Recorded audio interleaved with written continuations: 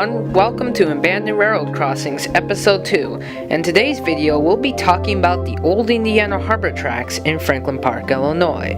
Today's video will basically be about how they relocated the tracks and some details and pictures of before and after on why they also ripped it up, and pictures of some of the old crossings and what they used to look like, and changes throughout the years that have happened here, and what's left of it. So without further ado, let's begin the video. Many years before the project began, the crossing had been talked about being removed, up to even 40 years before it, as the crossing had caused lots of confusion and delay, especially during rush hour when Indiana Harbor trains would block the crossing and sometimes stop for up to an hour, usually causing lots of traffic backing up for up to a mile. And a lot of times people would complain about this, as Grand Avenue is a pretty busy street, is one of the main connections to Chicago, and this line was causing lots of problems. The CN line, on the other hand, really wasn't that much of an issue, though they decided to merge the two lines together. This way it let the Indiana Harbor traffic flow while they're doing the underpass, and it'd also be easier just to have no railroad crossings at Grand Avenue whatsoever. This would also mean the removal of two other railroad crossings on the Indiana Harbor line, the Chestnut Avenue and Franklin Avenue, and even a few CN crossings would be either remodeled or just taken up. In 1999, state legislators approved a bill for the underpass to begin construction.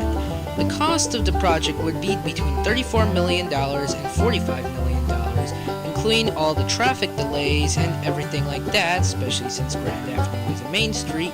They had to reroute some traffic, especially on the Canadian National track, where they had to relocate the road to the side while doing the underpass.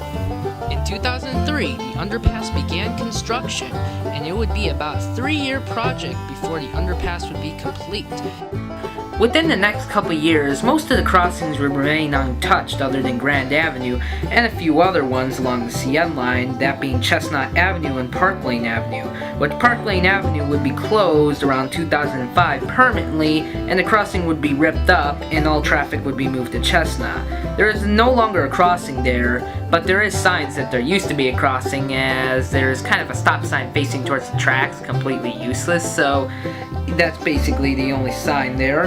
And Park Lane Avenue also had the old CN connection through the parking lot, which was really interesting. In fact, there's actually a video of one of the last days.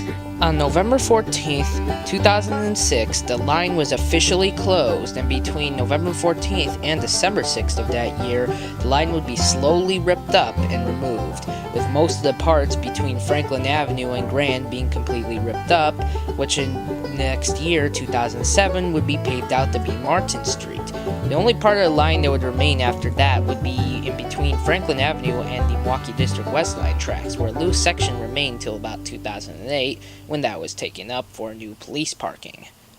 But an interesting thing about two of the railroad crossings, being Chestnut Avenue and Franklin Avenue for the Indiana Harbor tracks, was that the old railroad crossings had an interesting antique system that had a sign on top that lit up wait, and then a sign at the bottom that blinked saying 2 trains coming.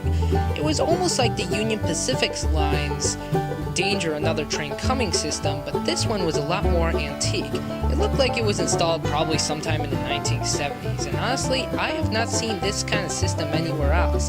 I have seen the no left turns system, which have a similar style, but this one is a little different, and as far as I know, no museum preserved them. On September 3rd, 2007, an official grand opening was held at the Grand Avenue underpass for its celebration. They had 2 locomotives, which would be an Indiana Harbor, which would be dedicated to Franklin Park, and a Canadian Pacific steam locomotive numbered 2816 was parked on the bridge and would be on display with the Indiana Harbor locomotive. With the Milwaukee road coaches, the train would be on tour in Chicago for about a day or two until it left. Nowadays, what's left of the line is very little. The only signs of this old line of what used to be there is maybe where the old CN connection was, is where you can tell by some of the factory's design that there used to be a track, including an old base to one of the signals, and even by the connection right where the Indiana Harbor track would be at Chestnut Avenue, there's even 2 old bases just laying on the side right by the sidewalk. which I believe was probably part of the old gate system there. And even the old relay case to those signals are still there, standing, sadly rusting away. I'm not really sure what it's used for, most likely used for storage or just completely abandoned. Whether or not there's equipment in it, I don't know. But all the other crossings have basically been completely gone. It's the only one of the only crossings that have any signs of anything there. There's even an old abandoned track right there, right by a factory too. Hello everyone, thanks for watching the video. The video isn't over yet as I'm doing a slideshow towards the end, but I just want to give credit to some of the people that I used the photos from.